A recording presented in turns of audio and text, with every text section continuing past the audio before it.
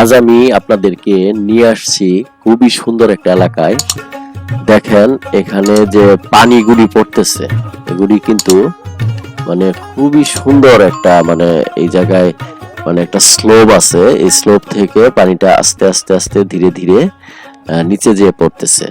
আপনারা ভালো করে খেয়াল করেন যে পানি পড়ার যে দৃশ্যটা, এটা খুবই সুন্দর।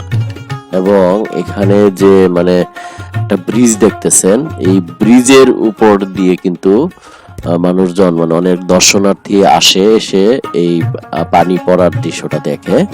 তো এটা মূলত একটা সেচ প্রকল্প। আপনার এই বাংলাদেশের উত্তরাঞ্চলে বিভিন্ন ধরনের সেচ প্রকল্প আছে। এর মধ্যে রাবার ড্যাম নামের একটা প্রযুক্তি আছে, যেটা জাপান জাইকার সহযোগিতায় বাংলাদেশে জাপান সরকার বাস্তবায়ন করেছে। তো এই রাবার ড্যামটা আমি আপনাদেরকে বলি যে রাবার ড্যামের প্রযুক্তিটা কেমন। তো ধরেন পাহাড়ি নদী বা খরস্রোতা যে নদীগুলি, সেই নদীগুলি কিন্তু বর্ষাকালে প্লাবিত হয়ে কিন্তু আশপাশ কিন্তু ডুবে যায়। তো সেক্ষেত্রে আবার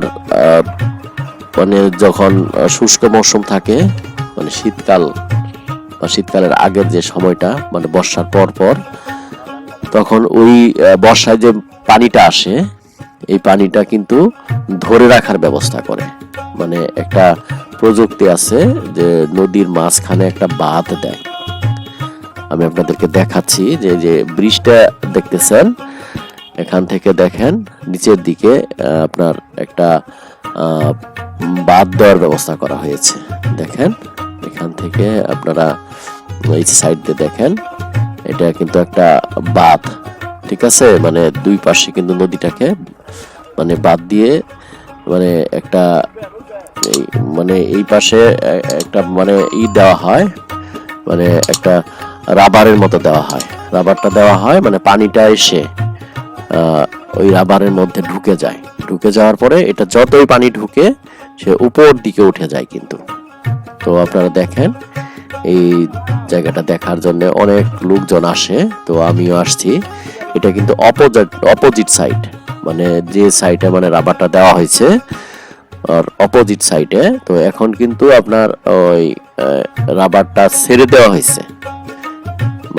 এরকম একটা সময় অপোজিট সাইডে কিন্তু নদীটা একদম শুকিয়ে যায়, আর যে সাইডে রাবারটা দিয়ে পানিটা আটকানো হয় ওই সাইডটা কিন্তু পানি বেশি থাকে। আপনাদেরকে আমি বিষয়টা খুঁটিয়ে খুঁটিয়ে দেখাচ্ছি, খুব ভালো করে খেয়াল করেন, পুরো ভিডিওটি দেখেন, দেখলে বুঝতে পারবেন যে রাবার ড্যামের প্রযুক্তিটা আসলে কি রকম।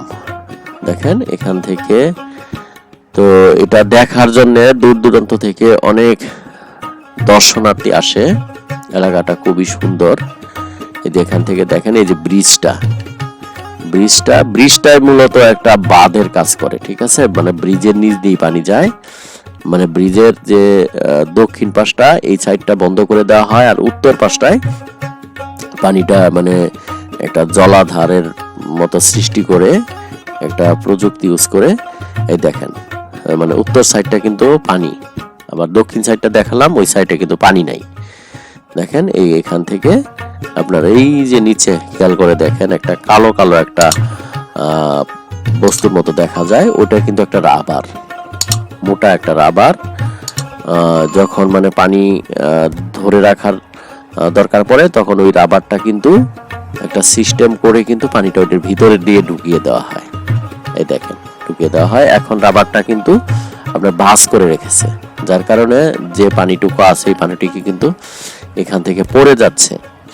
তো এই দৃশ্যটাই দেখার জন্য অনেক মানুষ আসে, ছবি উঠায়, এবং সেটা একটা লেকের মতো বা এরকম একটা ঝর্ণার মতো দেখা যায়।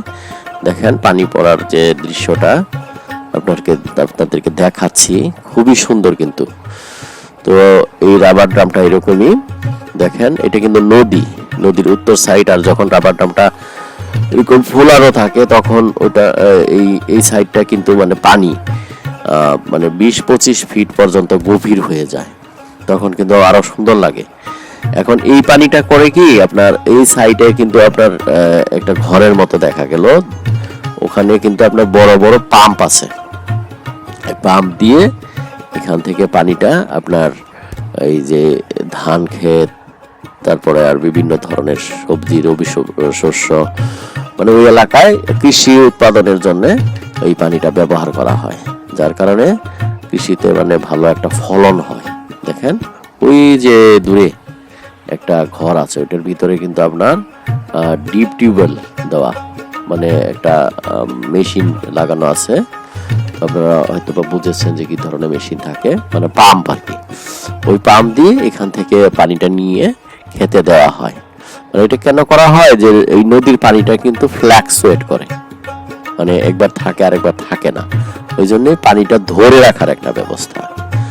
আর এটা পাহাড়ের খুবই কাছে।